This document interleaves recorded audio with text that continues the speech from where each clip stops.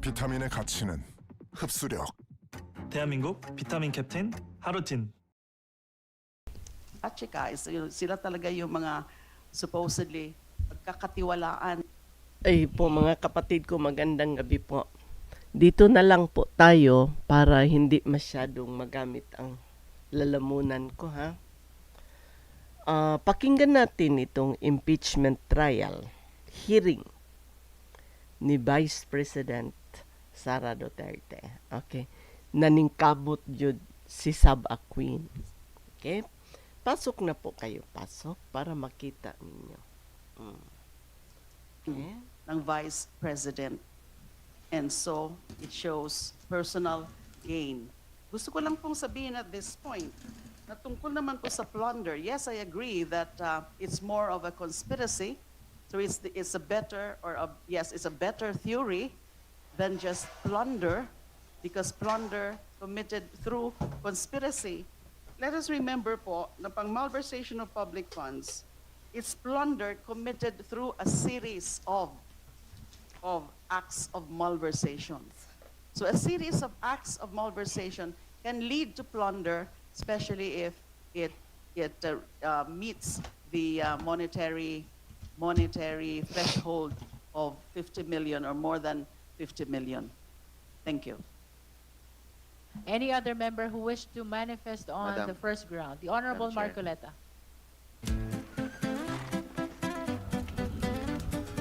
당신의 추억 속 모험지는 어디였?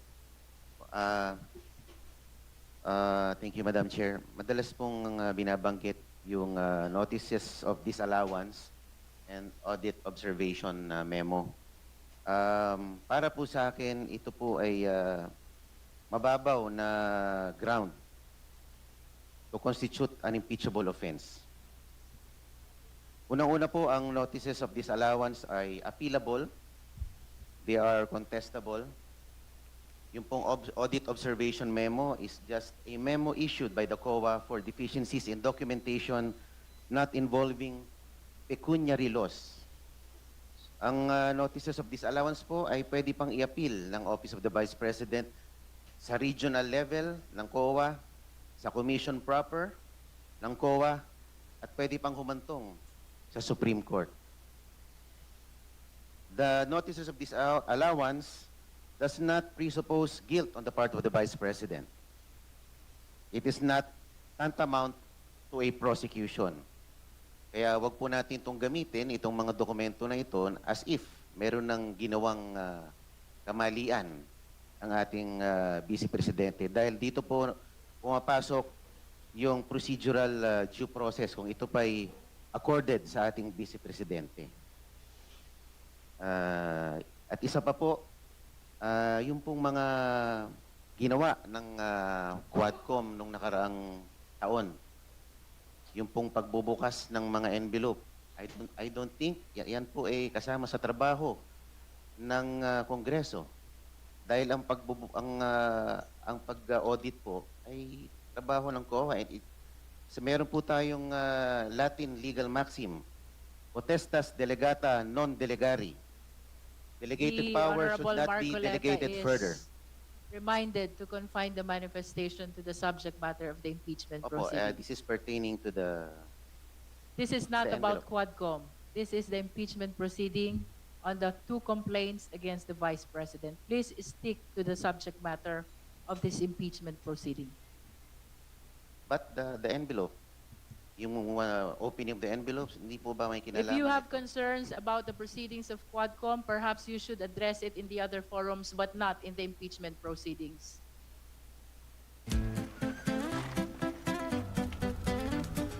당신의 추억 속 모험지는 어디였나? The Honorable Marcoleta is so reminded Opo, to stick to the subject matter. yun lang naman po, Madam Chair, notices of disallowance. Ito po ay hindi mga dokumento lamang na ito ay appealable, contestable, at hindi ito nangangahulugan ng Vice Presidente ay may ginawa ng irregular. Dahil ito ay contestable. Yun lamang po ang aking obserbasyon. At ma'am, if I may react Bisilia, I hope you feel earlier better remark soon. made by the chair. Thank you I po. think I was alluded to. I feel a Kasi little bit nagkaroon po better ng this time spectacular than yesterday. Thank you. spectacle The kahapon. chair just adopted the manifestation of the Honorable Marcoleta yesterday during our determination of form. Opo, yung pong I am speaking out of premonition. Actually, I'm not speaking out of mere premonition. I was speaking out of experience. But that's Opo. what the committee heard. Nevertheless, Honorable Marcoleta, this is likewise not a subject matter of this impeachment proceeding. Opo, winawarningan ko lang po ang audience na to observe proper decorum. Wala naman po sigurong masama doon, Madam Chair, di po ba? But of course, for as long as the public are not committing any offense inside this committee hearing, then there is no basis at all Bisilia, to call I'd their make attention or to Beauty even to mention help their your name. voice. Okay, ma'am, pero Thank nagkaroon po you ng president po. kasi sa Senado. I love that. Salamat po. But actually, I am drinking Honorable De Lima, would you like to comment? ginger Very tea, briefly lang po. ginger with Okay, lemon. the Yeah, audit findings under the audit observation that's why it memorandum helps may me be subject to appealable, and gets to be recover my questioned. voice But the again. fact remains that Yeah. there are already Thank evidence. you. There are already documentary evidence kasama nga na po dito na naka-attach sa complaint about those questionable disbursements, the use of confidential funds for not legal purposes, for confidential intelligence funds. So this committee, since it's scrutinizing now the very complaint before us, has the discretion and has the duty and the prerogative to do its own scrutiny and analysis of these documents, irrespective of any final COA finding. Of course, it is ideal that we should have the COA final finding, but the preliminary findings are already the red flags. The preliminary findings already show those acts constitutive of impeachable offenses. So it's not really a hindrance to this committee not to consider first those preliminary findings pending the final finding of the COA. Let us be reminded as well that impeachment proceeding is a sui generis proceeding. This is not a criminal proceeding, neither is this an administrative nor a civil proceeding. The Honorable Zamora. Madam Chair, with all due respect to our colleagues here, I would like to remind everyone about where we are at the stage of our proceedings. We are discussing the sufficiency of, in substance of the impeachment complaints, and as such, Rule 3, Section 5,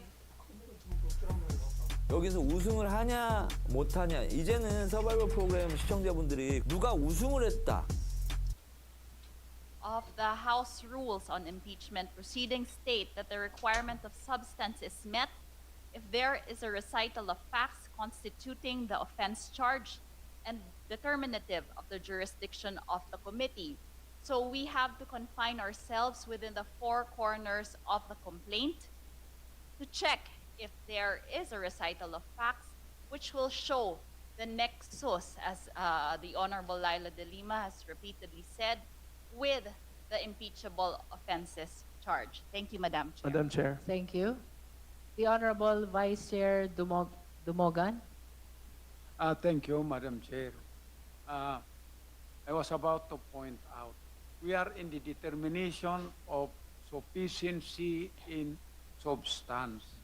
And as far as ground number 1 is concerned, it had been supported by complete narration of facts and even documents. Vice Chair, speak closer to the microphone, please. It's completely supported by narration of facts as well as certified documents. So, as far as I am concerned, so that we give due process as being claimed, we answer it in the positive so that later on, the respondent will be given the chance to explain.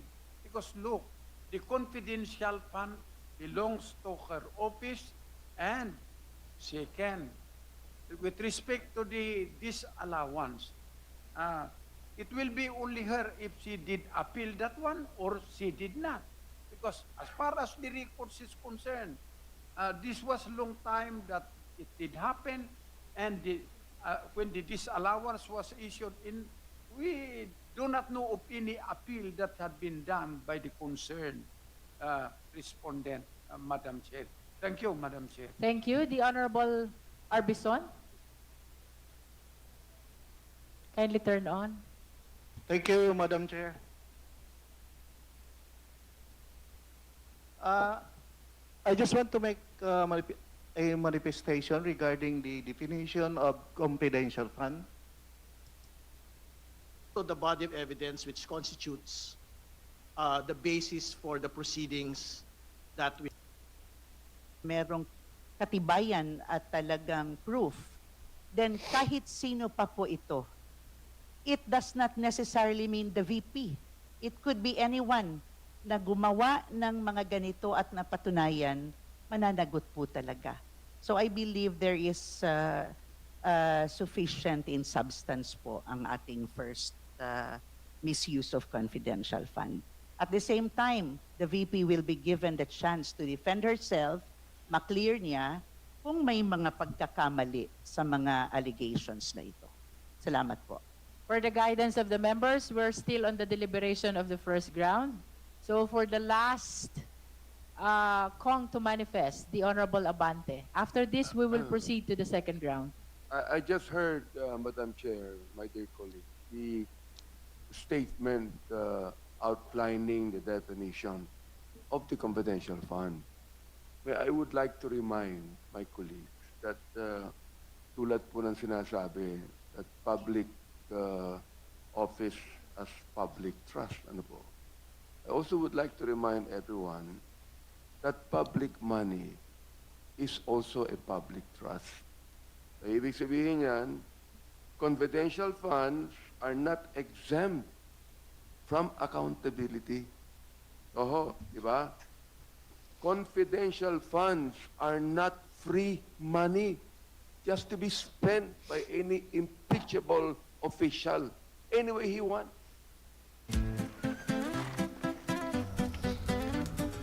당신의 추억 속 모험지는 어디였나요? What she want? They are still public funds, subject to law, subject to audit rules, and accountability. I'd like to remind everyone that we are not trying to determine criminal liability here. We are not the court. We are an impeachment agency here. So when a high official uses public office to subvert the public interest, 비타민의 가치는 흡수력. 대한민국 비타민 캡틴 하루틴. when there's a recital of facts constituting the offense charge, and there is an and here, and determinative of the jurisdiction of the committee. Determinative of the jurisdiction. What is jurisdiction of our committee? Impeachment is an impeachment now committee to impeach. The charges are to impeach the vice president as provided by our constitution. So therefore, not only is there a lack of recital of the facts, what is important here is that this round 2 is not determinative of the jurisdiction. So everything here, from 2 up to 6, which pertains to the Secretary of Education, should be ousted and dismissed immediately for being not within the jurisdiction of this committee. Thank you, Madam Chair. The Chair wishes Chair. to raise a question to the Honorable Rodriguez. Madam Chair. This is for the sake of expounding our exchanges of argument. Honorable Rodriguez, does the Vice President cease from becoming such the moment she assumes the position of Secretary of Education? Madam Chair, she does not cease, but then she holds another office separate from the office of the Vice President. And the Constitution is clear. In fact, it's only the President, Vice President, the Supreme Court. In fact, the very purpose of impeachment is to remove these high officials. In fact, the Secretary of Education, she resigned already. How can we proceed with hearing allegations on the Secretary of Education? Madam Chair. No. So therefore, yes, let's hear also our distinguished Chairman Penny Abante. Is this in line with the Yes. argument of Madam the Chair. Honorable Rodriguez? Perhaps, with due respect to my good friend, Congressman Roof, in my in the second ground is also the same in the third ground. Kung culpable violation of the Constitution or betrayal of public trust under Article 11, Section 2. Honorable Dilima. Thank you, Madam Chair. The recital of facts, the ultimate of facts are pleaded, the ultimate facts are pleaded in the complaint itself, referring to those testimonies, the admissions. 당신의 추억 속 모험지는 어디였나요? Of these officers na tumanggap sila ng mga sobre at karamihan umano ay personal na ibinigay ni Assistant Secretary Sunshine Fajardo na nagsabing ang mga sobre ay direkta umanong nagmula kay VP Sara. That is an act attributable to her. And then even outside of yung tungkol sa pag-prove kung ano yung mga purposes noon, that can be considered as bribery really. It's a bribe to accept cash gifts. This can be considered as cash gifts because it's not clear kung para sa anong purpose ito.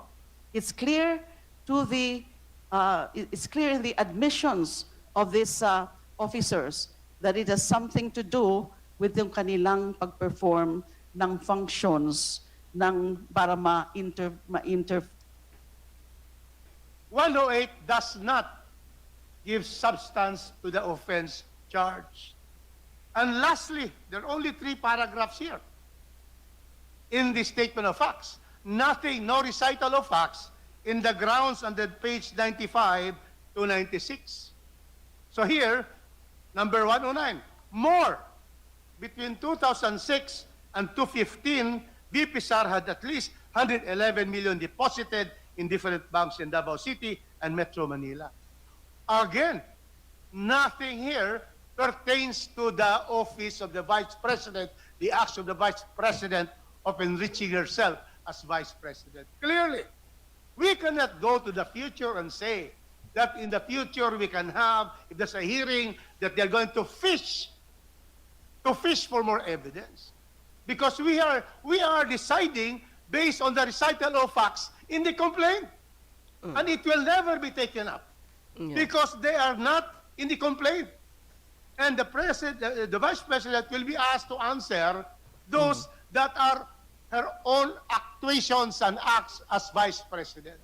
So clearly, Madam Chair, clearly, the ground for number 5 is totally devoid of any substance against the Vice President because all the acts stated, which is 107 to 109, pertains when she was Vice Mayor and Mayor.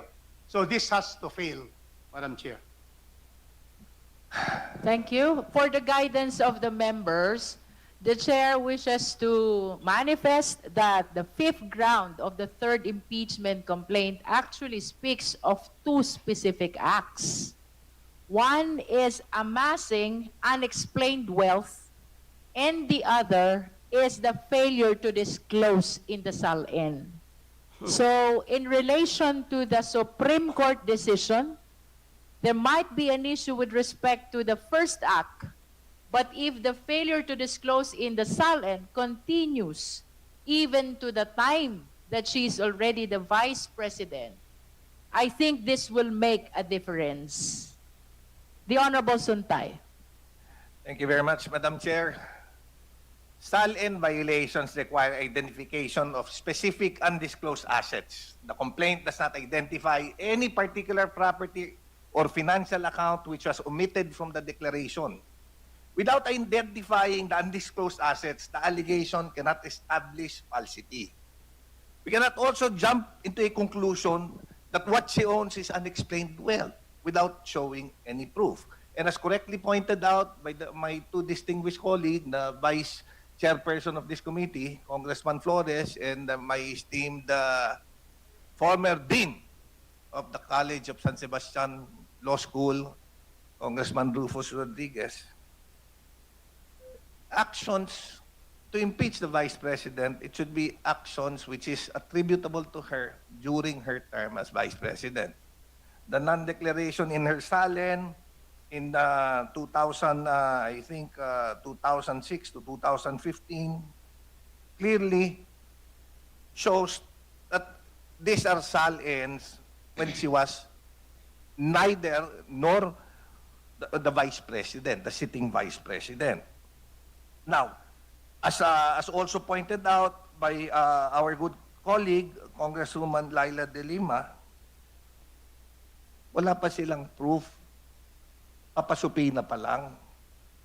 At the very most, this is a fishing expedition kung maghahanap pa lang tayo ng proof.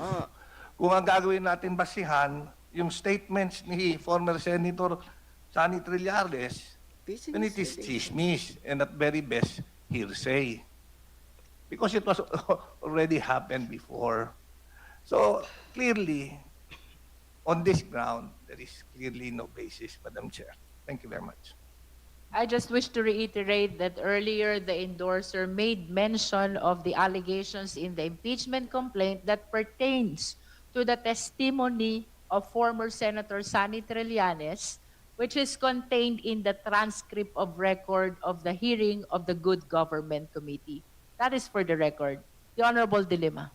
Yes, Madam Chair, we confirm that there is a reference to the former Senator Trillanes in the footnote under the allegation, factual allegation under paragraph 108. Just for the record, Honorable Dilima. So is it correct to say that you are considering the transcript as evidence in support of the fifth ground? Transcripts, because there was such a testimony. So it's not accurate to say that magkakaroon tayo ng fishing expedition because it was already mentioned in a previous testimony. And all we have to do is prove now, further prove it. Doon nga po sasabi kong ipapasubmina po namin in due time, SALN's bank accounts, and also from AMLAC, information from AMLAC, and that would be within the province of this committee to so issue such subpoena. So continuing nga po, tama po si Madam Chair kanina, yung na aspect ng non-declaration in the SALN. As Vice President, pwede pong i-connect din yan all these years na hindi siya nagdi-disclose ng mga wealth na grossly disproportionate to her lawful income and other sources of income. So yun po ang balak ng complainants. So we cannot really strictly limit this, yung allegations, we cannot strictly limit this to her incumbency as mayor and vice mayor. Doon nagsimula. Hanggang ngayon, hindi pa rin yan mga dinidisclose sa SALN. Thank you, Madam Chair.